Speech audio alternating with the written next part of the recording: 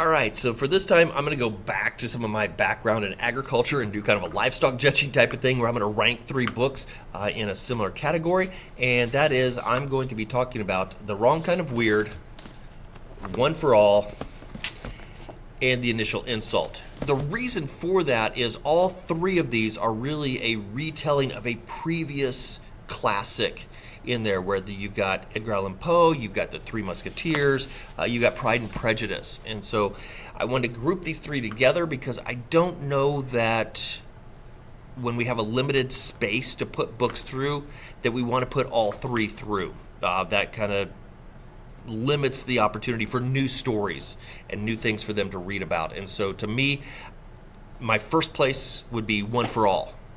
My second choice would be The Initial Insult, and third would be The Wrong Kind of Weird for me.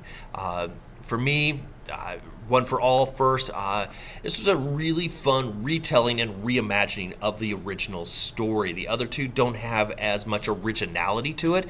It's almost like taking that plot line and just moving it into modern times. This one stuck with that historical time period, but spun it around, and that was really cool to me.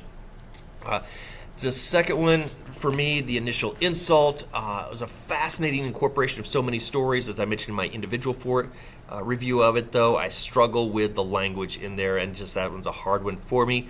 However, as much as I dislike that part, I think it's got a more unique story that's told there, and fascinated by the concept of all that integration, as opposed to number three, which is just Hallmark does Pride and Prejudice as a teen rom-com for Valentine's Day. That's really what it seemed like to me.